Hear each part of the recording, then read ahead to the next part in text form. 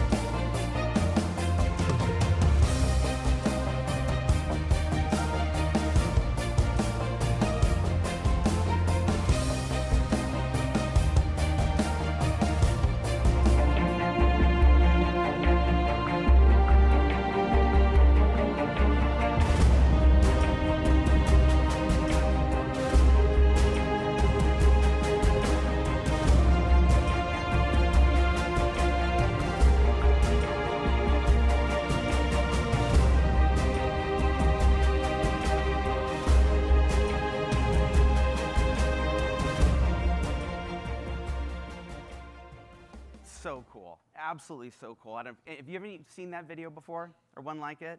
Yeah, that is really some good stuff. And as we were looking at it, we just kept thinking to ourselves about how do you get more information than the next guy? How do you get a competitive advantage? How do you make sure you can find the right customers and get the most of them and use the tech to do that? So we're going to be talking about something called likely buyer, and it's something that we've been doing within our data sets and exploring, and Brian was really amazed by it. And we've been creating some amazing performance jumps that have happened as a result of it. I'm going to explain to you what it is and how actually all of it works. So the first thing is, let's think about that drone video and think about the consumer. So what is the likely buyer? How is it that out of a set of consumers that are shopping, and we all want shoppers, but how is it that you can figure out which are the right ones so that you are saying the right things to them, so that you're communicating at the right time? What are the elements about them where you can leverage that information in order to create new types of measurement, in order to create new ways to expand the universe of people that you're going after beyond just the people that are in the Google phishing hole? So we at CDK have a panel. It's about a rolling 30,000 people that buy cars every month, where we're looking backwards to see what the digital activity is that's happening within our ecosystem. We look at that ecosystem and we begin to model out what are the behaviors that happen, and then we use that to then figure out, okay, who are the people that fall into this likely buyer category? Now, what's different about these people? So first off, when we look inside of our network, these people that exhibit these behaviors, these chains of behaviors, typically in our network we'll see about 30% of the shoppers will fall into this category. And what is this group? This group of shoppers, it's about 30%. They tend to view a lot more pages on the website. They submit more email leads. They spend more time on the site. They look at more inventory. They look at more vehicles. They just engage in more. But what's more important is that they're 4 times more likely to purchase a vehicle within 14 days than a standard shopper that's on your site. And that's where we cut it in our statistical analysis. And we said if we can identify the people and have a good sense of the ones that are going to be shopping soon, then we can start to do interesting things with that group of people. Of course, this is all about attribution, right? It's all about measurement, all figuring out how to increase your return on ad spend. So we take that and we collect all of these different signals that are here. And this is the reason why our partners that we have in terms of working with Edmunds and Car Gurus are so important. Because we look at things, what does a consumer do when they're on the OEM site? What do they do when they're on a third-party site? How many models are they looking at? How do these events all chain together? The more data that you can bring forward, the more that you can model and start to figure out which one of my shoppers is the likely buyer. And I'm going to tell you what you're going to do with that data once you figure that out. So in our system, we collect all of this and we measure this in real time. As somebody is moving through sites, they're changing state, and we can figure out who they are and whether they fall into that category of the likely buyer. Now, I mentioned before that the third-party portals are an important part of this. Now, here's one of the reasons why. When we look at the population set of people that come into our network that were previously on the third-party shopping site, as we look at their likely buyer percentage, meaning these things that we see represent people that buy vehicles, it's 50% higher than our standard base of consumers that come into the site. It runs out at about 45%. So of the people that we see that come in our website that were previously on an Edmunds or Car Gurus, we look at them, and it's about a 45% rate that they fall in the likely buyer category versus the standard of 30%. Again, that's 50% higher. Now, this makes sense, right? People are going to the third-party sites in order to shop. But remember, they fall in the category of 4 times more likely to buy within a 14-day period. The portals really matter. The data coming from that really matters. And when you can combine that data from that ecosystem with your own website ecosystem, whether you're a group or an individual dealer, you can do an awful lot with that data set. So we take this data and we combine it together with a lot of other data. So first off, on a monthly basis, as we look across our network, we see 83 million unique shoppers that come into it.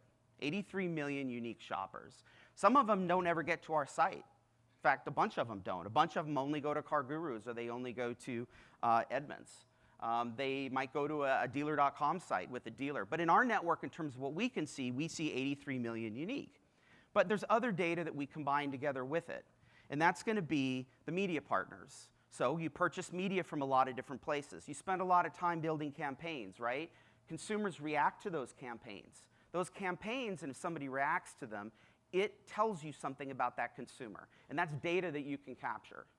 We also have been going through a journey of our digital partner program, and a lot of people aren't aware of this. We've got 56 partners that are in our partner ecosystem. And this is a very vendor-friendly program that we have that allows for those applications to run easily within our ecosystem, but it also creates an environment where data can be shared with those vendors and within our platform, both to capture data and to leverage it within the dealer's site, but also to enhance the actual partner application. So the partner application can ask our website questions like, tell me what this person is shopping for right now. Tell me if they're going to buy soon. Tell me if they're a service customer. And we can tell them that in milliseconds. So all of this data ends up getting collected together. And it goes into the cloud.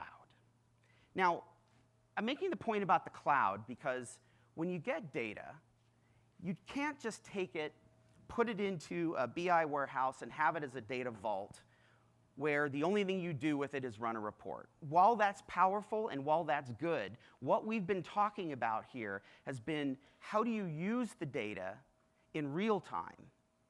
Not only do you decide what's working, but how do you take actions in the moment, take actions on your site, or have your advertising take actions? How do you do that instantaneously? In order to do that, this data has to be stored somewhere where it's accessible. This data needs to be available in milliseconds. And this is a lot of where our focus has been. And the good news is that we've been developing this platform, so not only does it run on our own websites, but it also runs on other website platforms. And this is something you're going to hear more about from CDK in terms of making sure that our systems can operate across the entire industry to understand that you've got multiple website vendors that you have to work with. So the cloud overall is where we connect and have all that data. So what can we do with that? Well, first thing we can do is measure. We can take these likely buyer measurements and we can start to look at traffic sources. We can start to look at different audiences. We can start to look at how well particular models at your dealership are actually attracting people that are ready to buy right now. We'll look at some examples of this. Number two is you can act on it. As I mentioned, you can act on it in milliseconds. Brian had mentioned before about personalization. There's different ways of using this data to attract a customer at the right point, but put the right value proposition in front of them. And I'll tell you that you get significantly better results when you're smart about what you do with that versus just slamming them with messages over and over again. And I'll give you some examples and proof points around that. And third, probably my favorite out of all of these, is that you can use this data that is uniquely yours. Not just your website data, but your DMS data, your CRM data, and you can use that through some really interesting machine learning to go out and do expansive modeling and find new customers that match your existing customers, and you can advertise to them. And you're going to find that this is probably the most powerful thing that comes out of this entire data set because it's based on your data that only you own. Unlike phishing in the Google phishing hole where everybody's got access to the exact same data. And I'll give you examples of that, and I'll show you how well those things actually perform. So in terms of measurement, so a couple of interesting stats here. So we took a sample of 44 million people that came across our website platform and grabbed that sample out, and we started looking at our partners, and we started asking the question that Brian brought up earlier, which was, if there's a person that's referred and they click from Edmunds or Car Gurus and they go into the network, is that the only value that gets created? So as we dug through this, we said, okay, normally there's a 29% likely buyer rate of an average sample of people that come into the website. We then looked at it and we said, okay, of the 44 million people, how many of them came because of direct referrals? 0.3%. I know you guys know this because you're always like looking at the reports and saying, I'm not getting any traffic from the third-party portal. But here's the part that really blew us away. For every one of those referrals that came in, there were 60 other visitors that came to your dealership website that were previously on these third-party portals. And this is using this data, all collected together. We're looking at that journey. We can see it. What's more important is the 45% stat. You see, these people that were previously on that site, and then they came onto your site, maybe it was 3 or 4 days later, they have a 50% greater rate of purchase, 50% greater rate. So when we look at these numbers and we see the contribution of the portals, we just have to always tell ourselves the consumer is going through their journey. And I'll show you about what this starts to look like in terms of email leads and H&D and things like that on your own website. And to really push home this idea of segmenting out your traffic, I've got one other stat here for you, which is we went and we pulled all the advertising that was coming into the site itself and said, what's the likely buyer rate of people coming in on paid advertising? And of course, you'd expect it to be higher. It was nearly 50%. Now you start to ask yourself, well, if I go choose to do a new silver bullet type of advertising and I run it and I see my likely buyer rate is only 20%, I got a problem. If I see my likely buyer rate is at the average of 30%, it's like anybody else coming to my site. But when I see it start moving up into 40 and 50%, what if you get into 70%? You're finding veins of gold, right? And this isn't just about counting email leads. This is looking at all the activity those consumers are doing and using that for measurement. So a couple of other ways that this can be used. So this is from our reporting, and it's what's called our Insights report. And it's where you can go and look at a particular model, and this is an example with a Silverado 1500. And the system will tell you how many people do you have in the current month that are shopping for Silverados that are on your site. That's either people that looked at Silverados on your site, or maybe they shopped on Silverados on CarGurus and then they came onto your site, right? Also, you'll see how much inventory you have, what the day's sales is, and then some attempted projections around where you'll land in terms of sales. What's key in this is that you also can see the likely buyer rate. You can see here, I got 4,000 people that are shopping for the Silverado that have been in my site for the month. My likely buyer rate that's 2,660. 2,660. Well, that's more than 50%. It's 55%, right? Moving up. This is telling you that you're getting good traffic in for the Silverado. If you're moving toward your sales rates you want to get to, you're doing a good job with this. I would tell you if that number was down below 30%, you've got something wrong. And you want to go dig into your ad channels and figure out which ones you're having problems with. You can look at a likely buyer metric. You also can look at the metrics that PCG is putting together in Google Analytics, and they'll help you dial right into where you've got those particular challenges. Another view here I wanted to share, and this is fairly new, and you can find it within our audience insights, is the overlap with the third-party portals and the OEM sites. And so in this particular instance here, it's showing that with this dealer, they've got an audience of around 2,900 visitors in a particular month. But what's interesting is, of those 2,900, almost 600 of them had previously been on Edmunds, and 500 had previously been on CarGurus. And I can look all the way down the chain, and I can view their likely buyer rate. I also can see how many email leads and H&D and VDPs have happened from that overlap traffic.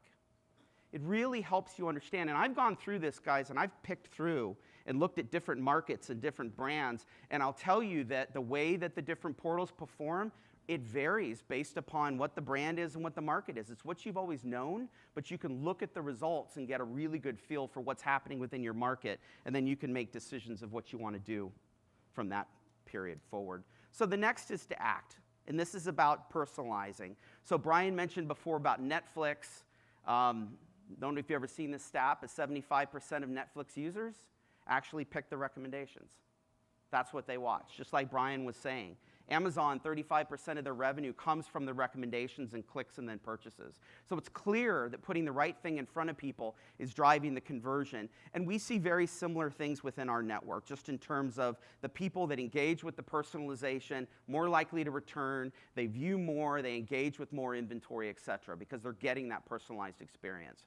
But what I think is more interesting is when you combine together personalization, making sure I show you what you're interested in, with your likely buyer state. What happens when I combine those together? So a lot of you have the pop-ups that pop with different messages, and they come up at different points. We've had a pop-up as well, and it's called Promo Pop, and it would pop up, and it would give you a value proposition. Example would be Price Watch. When we combine together, both pop it when somebody hits a likely buyer state, and then personalize it with the vehicles they've looked at, with the value proposition, and combine all that together, this particular mechanism had a 2x higher submission rate with that likely buyer population. 2x higher than the rest of the population. and we had a lift of 23% in leads that were coming through this function. And this is like tens of thousands of leads what I'm measuring in here. It's not just a few leads here or there. It's a lot of leads coming through. And it's about getting the right thing at the right time in front of somebody and combining those together, right? Because we know we get a lot of shoppers on our sites. It's how do you deal with the ones that are absolutely key to drive the conversion. Which brings me to the third point here. Expand. And this is where it gets really cool. And if you tend to geek out, this would be the place. This is where machine learning really comes into play. This is all about taking data that is uniquely yours, taking your DMS data, taking your CRM data, combining it together with your website data. Remember, it's your data, nobody else's. It's not Google's data. It's your data alone, not your competitor's data, nobody else. And then using that as essentially a seed. And so what we recommend doing is taking your likely buyers out of the state. You can also take your whole population set, and then sending them to platforms that can match them. So Facebook is an excellent platform for this. It really is, guys. I mean, if you're not doing this, you've got to look into how to do it. Because when you take your data and you combine it, and Facebook with its matching, and Google has a good platform too, but theirs has some restrictions that are against it. But when you make the matching together, what they'll do is they'll find a lookalike audience. They'll find people that look like your existing customers. Now, you might say to yourself, well, that's all well and good, but are they in market? It's not really going to convert, et cetera. But there's a key additional step in this where the likely buyer comes into play. That's that as those consumers go through that platform, these optimization systems run, you need to signal back to them who to drop out. The non-likely buyers. Because this is a lookalike audience. When you tell them, look, you sent me new people, but these are not the ones, what these systems can do is they further refine. They drop out the non, and they pick up the more, and they expand it even further. And what happens is that you end up with this incredibly unique, defensible group of people that you're marketing to, that your competitors can't market to, that nobody's going to find in Google, and it's just yours, and you're doing it on a cost-per-click basis. And as we've been going through this and running it with our dealers, the results have been fantastic. The engagements are higher, the click-through rates are higher, but most importantly, the cost per click is lower, 71% lower. And this, I take you all the way back to the fishing hole with Google. Google says bid more. You want more? Bid more. Get higher, right? That's what you need to do, bid more. But we don't have an unlimited budget, right? So it's about return on ad spend. And when you can combine these things together and you use your data in order to reduce that spend of those clicks, and these convert at the same rate as the rest of your advertising, you're going to push more volume through your system that is going to purchase more vehicles. And if you take these types of activities, like the lookalike modeling, and you combine it together with systems and machine learning that will actually move your dollars between different media sources, because I'm not saying don't do Google, don't get me wrong, that'd be an idiot to say that. Do Google, do retargeting, do behavioral targeting, right? But use systems that use attribution data to determine what's working best, and then move that data automatically between them based on cross-channel systems. And this is stats from our own cross-channel system that's called the BOSS that moves it, and we do A/B testing and say, just put X amount of dollars here, here, and here, and run it and look at the results, and then run it and turn on automatic optimization with machine learning, and you get more out of it. You just do. But honestly, I think that targeting down and getting after a set of likely buyers on Facebook is one of the absolute smartest things that you can do. So this is something likely buyer, again, that right now we just have within the CDK ecosystem. Brian and I were talking about it, and he's seeing the power of how this comes together and really encouraging us to figure out how to unlock this and unleash this, that it can be used throughout the ecosystem. And we're having conversations about how to do this and how to expand the standards and see where else we can run this type of analysis. So again, the key around this is measure. You want to get visibility. You got to have the ecosystem. And I know it sounds a little self-serving because we've got an ecosystem, but the more data that you can get into it, this goes for OEMs and tier 2s and dealers and groups. Dealer groups should be sharing data. It's all secure, but you should be sharing data. Use that to figure out what's really working and to identify your likely buyers. Getting after personalization, getting calls to action that are based on that data and that attribution is going to drive more results for you. It is. It's just being smart and driving on your return on ad spend. And lastly, it's just this expansion. You want to go after the expansion. There's a lot of dollars that you can make out of that. And it is uniquely yours. If there's one thing you walk away from out of all of this, to remember, your data only you have. And you've got to leverage that data in a way so that you're not just making Google a whole bunch of money. All right, so with that, I want to introduce Marty Blue and George Kang from Edmunds and Car Gurus that are going to come up, and we're going to have a little bit of time in the panel. Before we get started, let's pull out our app, and let's do a little feedback right now. Is the likely buyer metric, which Max just showed to you, do you really think this is something of interest to your group? Meaning using the data science, not to just identify shopper activity, but are they a person who's going to buy within the next 14 days? Does this type of new thinking, remember, reimagine, is this something you'd be interested in? So we have pretty good stats here. I like that. Yeah. So Max, you did a good job. Yeah, good. You want to give Max a big hand for his presentation? There we Thanks, go. guys. All right, here's another one. All the marketers here in the room. Is a lookalike audience an acceptable audience target to grow your market share? Meaning, do you believe lookalikes is a solution that maybe your dealership isn't using that could be? Meaning, lookalikes based on DMS data, lookalikes based on CRM lead data. Do you believe that? That's really encouraging. Yeah. It's encouraging. All right. What would you personalize on your dealership website? Max talked about the ecosystem. Cox has an ecosystem. CDK has an ecosystem that can personalize. I don't know why, but dealers don't talk about it. I don't hear it at 120 group meeting. I don't get a call and saying, Brian, what should I be personalizing? What do you, marketing managers, based on cloud data, based on data from Edmunds and Car Gurus and Tier 1, what would you like to see different on your website based on this ecosystem data? Let's take a look at some of these. Call to actions, or CTAS. Strange. Okay, there we go. It has to be capitalized, of course. But dynamics, not sure what that is. Form, responses. Oh, let's see what else. Chat. Offers, yeah. Offers. Look at that. Look what's popping to the top, right? Yeah. Making sure our website has a relevant offer. Anybody interested in turning that on tomorrow? Relevant offers. I love the stat that Max shared that if somebody is on Edmunds or Car Gurus, it really elevates their likelihood that they're going to be buying. And one of the things that I think marketplaces get a bad rap for is because dealers have been told, primarily through Google, that their website is the center of the universe. Have you ever thought about that? If you think about every Google session that you've been to, they never talk about third-party portals. What do they tell the dealer? Bring everyone to your website. It's almost like Best Buy controlling the Wi-Fi conversation that John Clavendasher brought up. All right, here we go. What consumer activity do you consider signals that they're a likely buyer? Now, Max shared with you some of the signals CDK sees from their data. Now it's your time.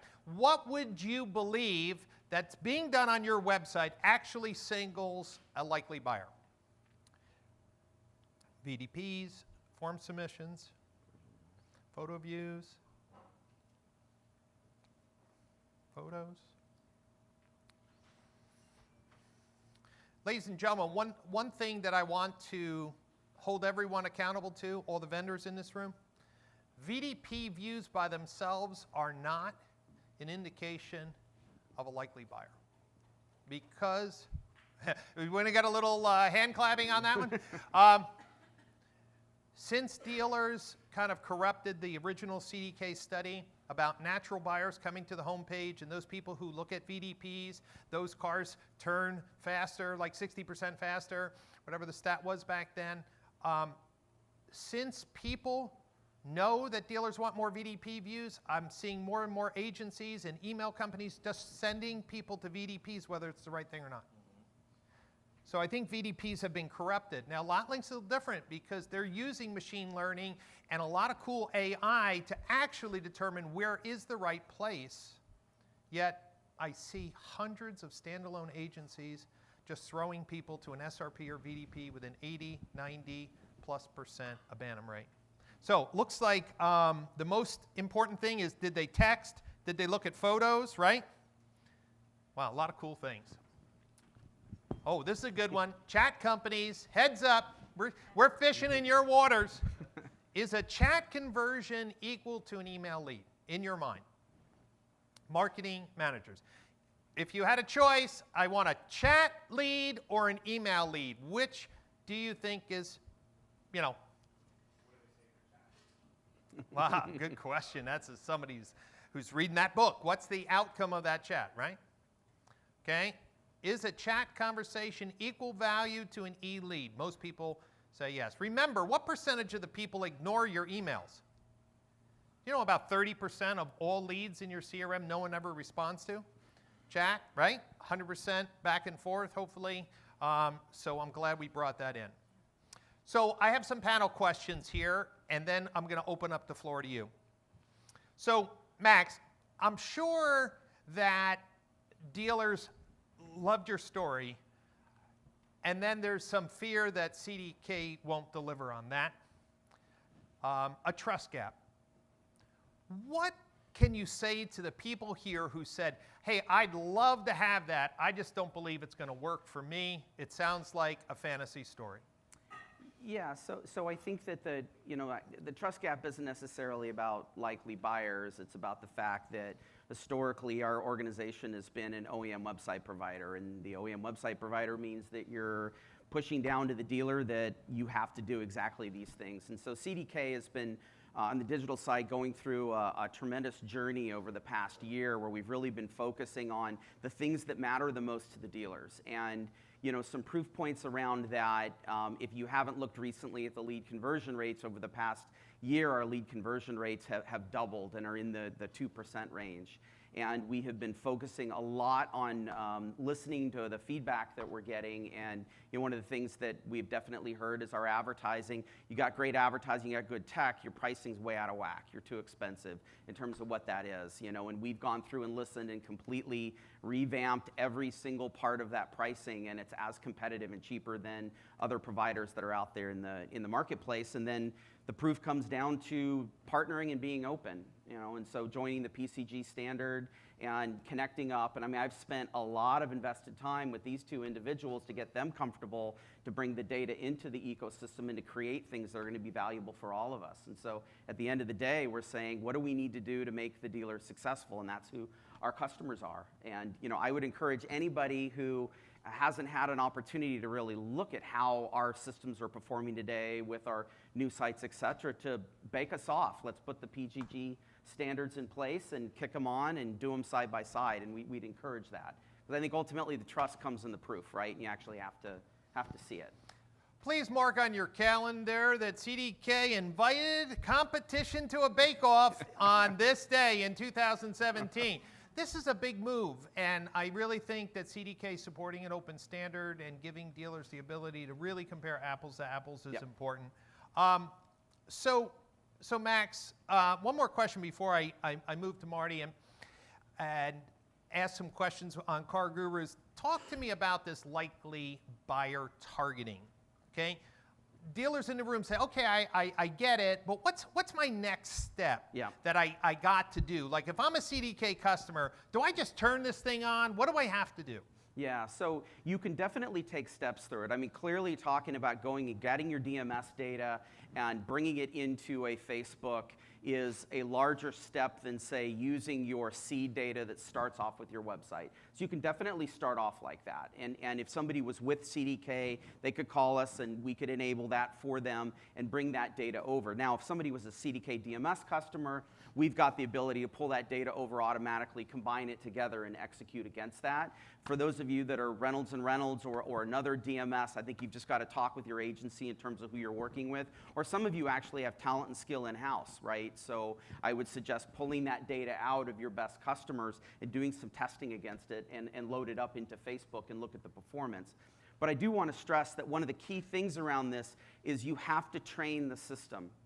The lookalike does well, but it has to be told what it didn't do well. It's a child, and it's growing up as you get more and more. And so this is the piece where we've really focused on how do you take that signal and send it back to Facebook.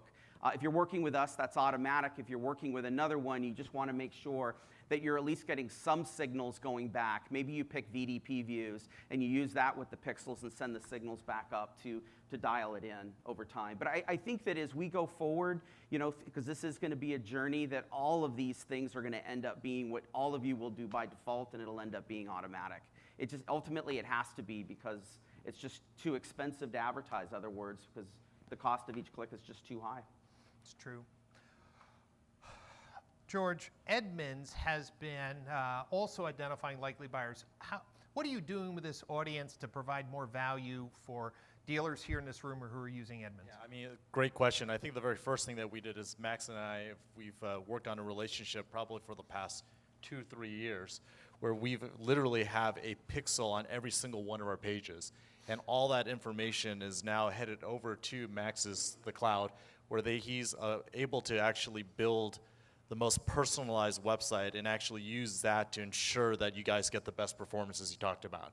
So that's one area that we've done it. The other areas that we've done it is we've also have different marketing products where something's called Edmunds Ad Solutions, where we will take our likely set of buyers and then take that and allow you to target off on Facebook. And in addition just to targeting the people, because we've got information that is detailed at make, model, color, style, VIN, we actually make sure that the creative that is presented is not just a generic piece of creative, but it's actually down at that level.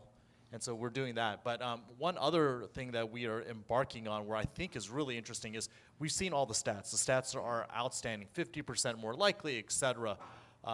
One thing that we are embarking on is we were looking at how can we identify the more likely buyers. And it was interesting because when you did the word cloud, you saw, where they're looking at photos, et cetera. And one of the things that we found on our site, surprisingly, even more than leads, when a person actually comes and starts configuring a vehicle, then looks at inventory, then you've got them, right? The likelihood of them buying a vehicle is incredibly high. But we looked at that, we thought that was the holy grail.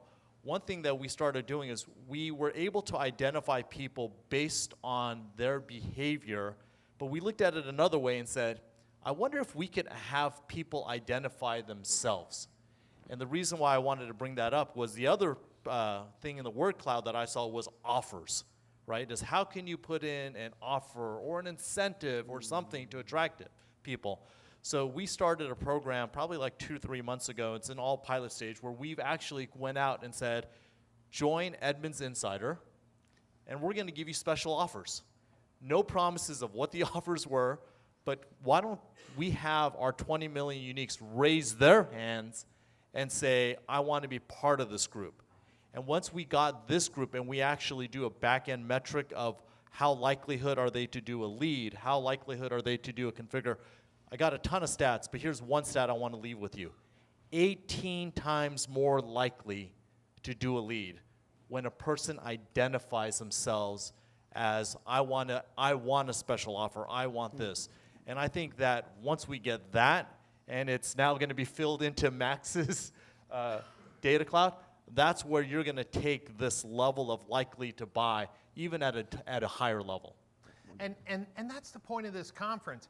This is not amateur discussion. This is not digital marketing 101. That's why this conference is very, very unique in that we are really talking about things that can dramatically change advertising outcomes.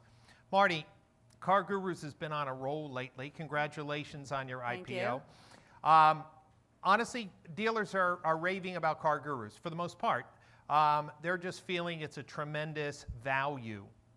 How do you see Car Gurus, which has really come on the scene strong in the last few years, as part of the buyer's journey? What's different about a consumer who's coming to Car Gurus, say, than Edmunds or another portal? Well, first and foremost, Car Gurus is a technology company, and that's how we got our start. And so what's differentiated us from a lot of our competition is the fact that we look at it from the lens of technology, and that means that data for us has always been what has driven all of our decisions. So it's not new for us to be taking data and having that drive our decisions. And we use that data so that we can perfect the experience on our site, but also all of the marketing that we use to drive consumers to our site. And we run all of our marketing on an ROI basis. We've always done that, so that we're looking at everything a consumer does on our site. We look at all those activities, whether they're submitting an email lead, whether they're calling, whether they're texting or chatting or doing a map click or clicking on a dealer's URL.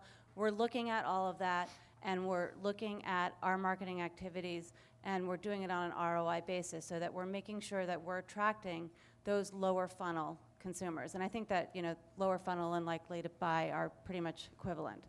And then about 5% of our dealer base, our paying dealer base, is also giving us closed loop sales data. So we can take it one step further, and we can look at not which consumers are converting into an activity which is likely to buy, but which consumers are actually buying.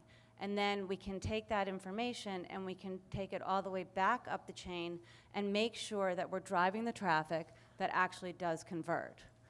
And then the holy grail for us, of course, is going to be all of those people who are walking in. And the stats that we're hearing are around 50% of consumers are walking into a dealership without ever taking any of those activities. And so that's why it's so interesting for us to be at this conference and all of the conversations that we're having in terms of how do we identify that walk-in traffic. So we're looking at geofencing, and we're looking at DMV data, and how do we tie that to household data so that we can identify those consumers.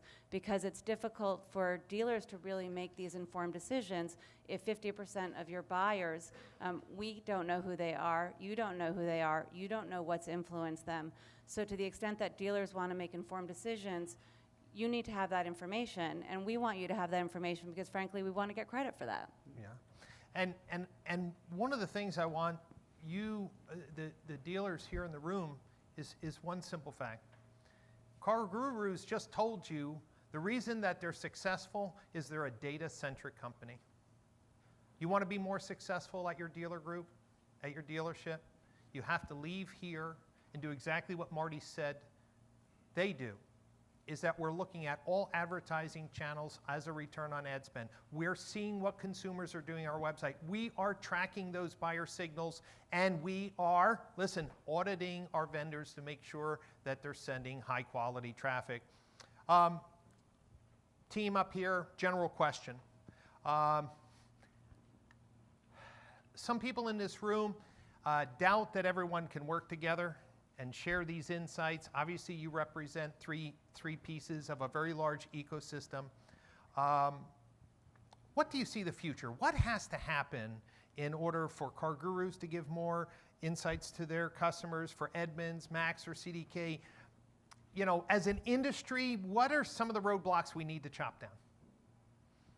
Any thoughts? Yeah, George? the great question for me, or for us, is it was interesting. I was talking with one of my coworkers as I was driving in, and he was like, hey, what are you going to be doing? I was going to be at this conference. We're going to be talking about attribution. And when I was hearing you speak about this idea of a consistent metric that we all need to get to, I will tell you that gets me excited. And when I think about our industry, so we've got the dealer business, but then we also have the OEM business. And if you think about the OEM business, that is where they have gotten to, and they're probably 2 or 3 years ahead of us. If you think about the way the OEM is looking at digital marketing, they've got a pretty consistent way that they look at it, and I know Max is very familiar with it. GM calls it a cost per outcome. Some people call it a cost per action or a key performance indicator, but they all have a very consistent way of tracking what matters, and then they put a value to it that allows us to be compared against KBB, Cars.com, Car Gurus, and because of that, they can actually index you. And so it's interesting because when I have conversations with a GM or I have a conversation with a Honda, when they come in and they say, hey, you are performing really well, it's based on how I'm doing against everyone else in the space on a consistent metric. And so then it allows you to actually sit there and base your changes that you will do to the website and the different actions that we need to do to optimize. And it makes it easier for us because I know at one point you were talking about it and said, okay, all the vendors out there, this is what we need. I actually welcome it, and I'm sure Marty welcomes it. It will make our lives easier for all of us to do. And that's the point of this conference. How can we unite? We've started this standard. How can we unite? And every single marketing manager has to make the decision by tomorrow is, am I going to be smarter? Am I going to eliminate some of the friction by embracing some standards, getting my vendor community to embrace these standards? Max, what else has to change in order for us to really collectively benefit from all this big data? I think a big piece is going to end up being just straight up partnership and trust to get there, right? I mean, and I think that, you know, in just being totally transparent here, right? As a vendor, what you're always worried about is, am I going to get canceled or am I going to win the deal, right? And it's sort of this binary kind of thing. And quite often it gets set up with conversations where people get pitted against one another and then everybody is just kind of fighting and thinking it's like a zero-sum game. And it doesn't need to be like that. And I think to what George was saying, that with a consistent crooked yardstick that you're using for comparison, that you will get to a point where it's the next best investment, right? You will say, I have a chunk of money, I'm gonna put it into my best investment that I have. At a certain point, trust me, all of us decline in performance at a certain point, right? You can do a certain amount of volume at a certain performance level, right? And it needs to be about what's that next best investment. And if we all understand how we can partner together, and I think the big dealer groups, you guys keep pushing us hard, right? Force us all to the table together, right? Us sitting together, I think, is very meaningful, and there should be more of that sitting together and that measurement and saying, here you guys are. Not that you guys got to be gladiators in a pit and only one survivor, but that you can all be part of the solution that I need in order to succeed as a dealer or a group. Marty, Car Gurus has obviously differentiated itself. When you look at the opportunities for your business, anything that you would wish for that would allow your company to serve these dealers better? Yeah, I mean, we're all in on transparency and collaboration. And so to the extent that that can proliferate throughout the industry, we think that's beneficial for ourselves and for dealers. And what we've done is we've integrated, as you know, with Vista Dash and with Clairvoy, and we're integrating with the NADA 20 groups. We're doing everything we can integrate. We've integrated with CDK. We're trying to get our data out there as much as possible because we believe to the extent that dealers can have more of an opportunity to view our data, that benefits all of us. There's an interesting conversation at Driving Sales about CRMs, and I know that there's some different opinions on how much we should rely on CRMs, but regardless of whether we should rely on that data or not, one of the frustrating things from our standpoint is API integration. I mean, wouldn't it be so much better if we could just automatically have API integration into CRM so that we could get the leads to you faster and so that data would be accurate, whether you're using it or not. It needs to be accurate and it needs to get there as fast as possible. We've had CRMs want to charge us in order to get leads to dealers faster. And that just seems crazy. That, we should all be wanting to do what benefits dealers the most. And in the spirit of talking about sharing data, on the conversation, the question before about whether a chat text lead is as good as an email lead. So because of the sales data that I mentioned earlier, we have some closed loop data, and our data shows us that chat text converts at a higher rate than an email lead. Well, that is great news. That is great. Max, one last question before we open up. What changed? There are dealers in this room that are pissed off at CDK, one or two, right? And you said, I've been fighting to get GA. I've been told we don't support it. If you want it, you got to do it yourself. What changed that it was time for CDK to say, all right, Google Analytics has to be part of our product delivery? Yeah, so first off, GA has been available to have on our sites actually for quite some time.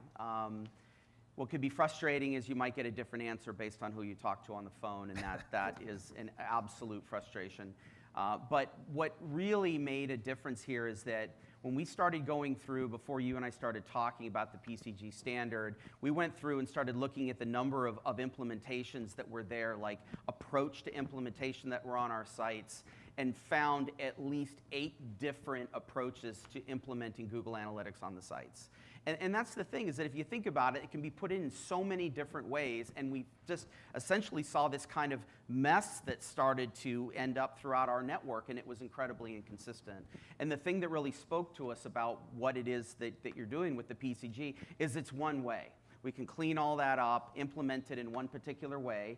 And I think you've seen, we probably have the most advanced data layer in our website platform for unlocking events. If you're into those things, you should really look into it, because there's more events available really simply out of our platform than any other platform. But we just said, if we can go after one standard and then we can use it to say, bake us off against everybody else. Let's not just have it be old tapes, what people think, but let's just bake it off in a standard way using some third party that looks at it, or the dealer, and try to bring the best solution that we can to the market. Well, that's refreshing news, because I know in multi-store dealer groups this has been a big challenge. Is my CDK reports use different metrics than my Cox reports, than my Dealer Inspire reports. How am I supposed to do it? Before we switch to our final panel before lunch, any questions for anyone? Up here on the panel, we have the microphone in the back. Garrett, we have somebody. We'll go over and get some feedback.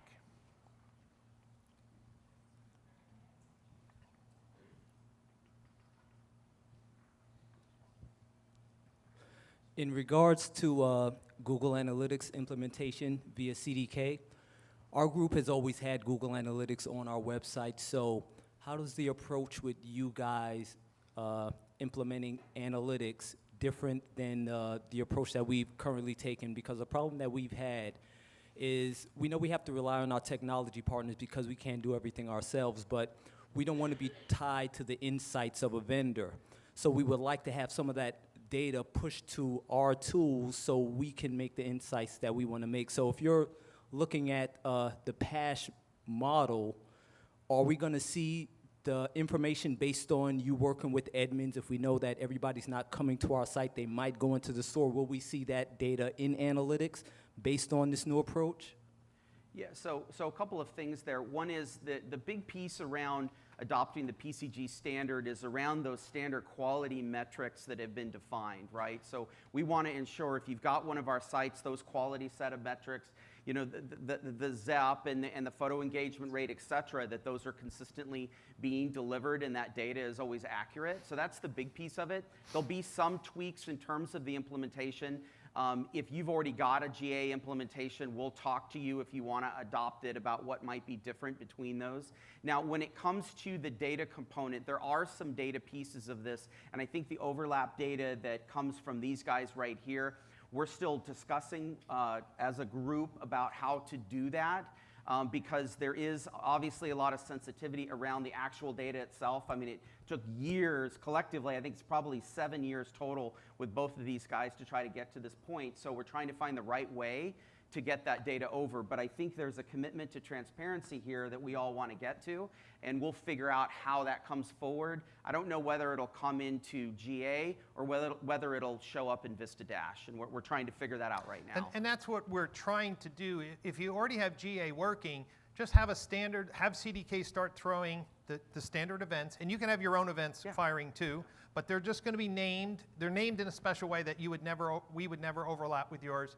Setting up goals, and then if you have 3 or 4 different website platforms, all you're measuring apples to apples, and it's easier for you to see performance.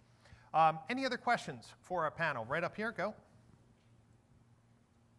So for CDK with integrating the Google Analytics, are you going to be allowing us then to add our own Google Tag Manager code within? Because Yes. I've been told over and over again, no. Yes.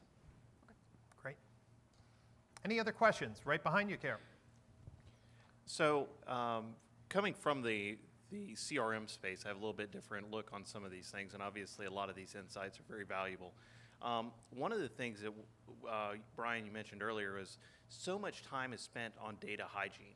So much time is spent cleaning up the information that's provided by the CDK website or the CarGurus website or the Edmunds site. What steps are you guys going to be putting in place to try and improve the data that's being passed along in the first place? What type of data are you referring to? Like Email validation.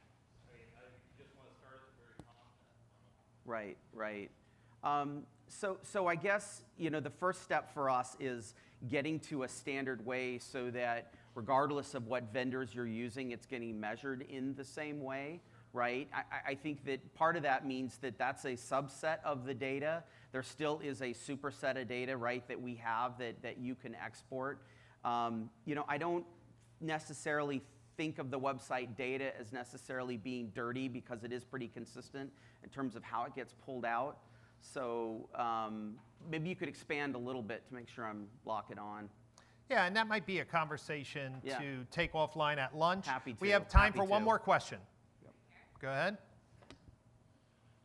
Well, since you have 3 different revenue models here and you're touching the consumer in 3 different ways from your products, it's a little bit off the cuff, but what's your thoughts when they talked about the Amazon disruption, the Carvana, and digital retailing in general? Because each one of you have the unique opportunity to do it in a different way. What's your thoughts on that moving forward the next few years? George, want to start with that? Great question. I mean, I think for us is, we talk about where Marty talked about she's at the lower funnel. I think for Edmunds is when it comes to kind of upper funnel where you're getting the consumer comfortable with the decisions that they're making, whether it's consumer reviews, editorial reviews. I think that's a space where our brand lends itself very well because we've always been this consumer trusted brand. So I think that's the ecosystem that we'll be playing in.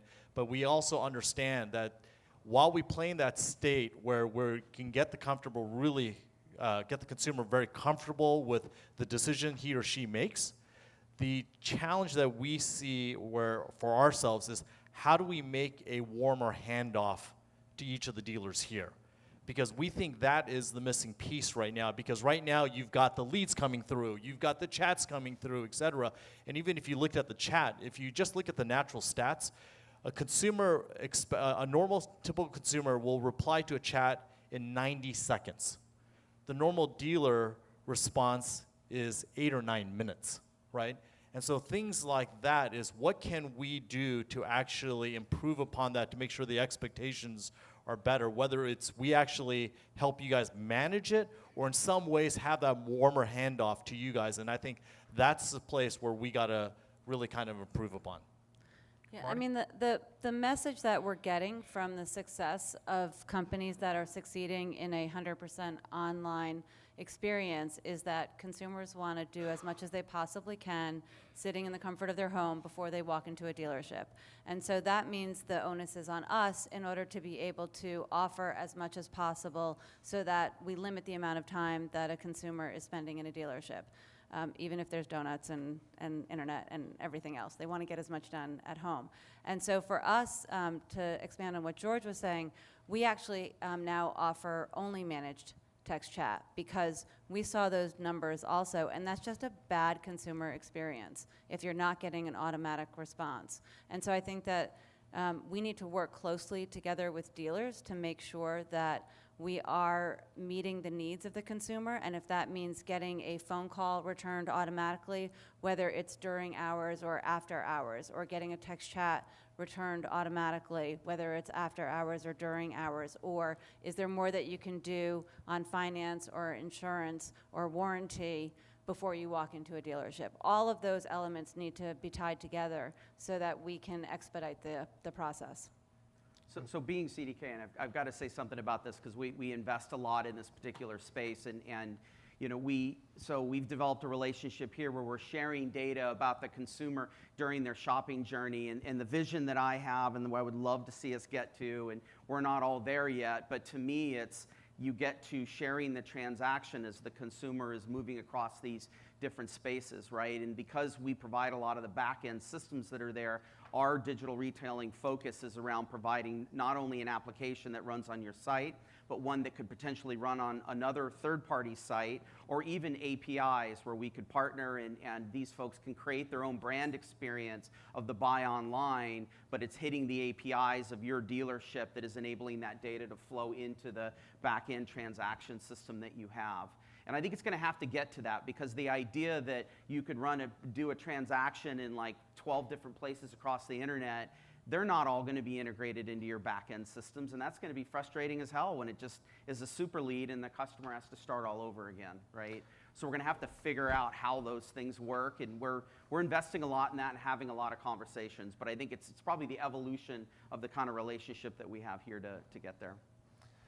Well, would you please give our panelists a big, warm thank you. Thank you.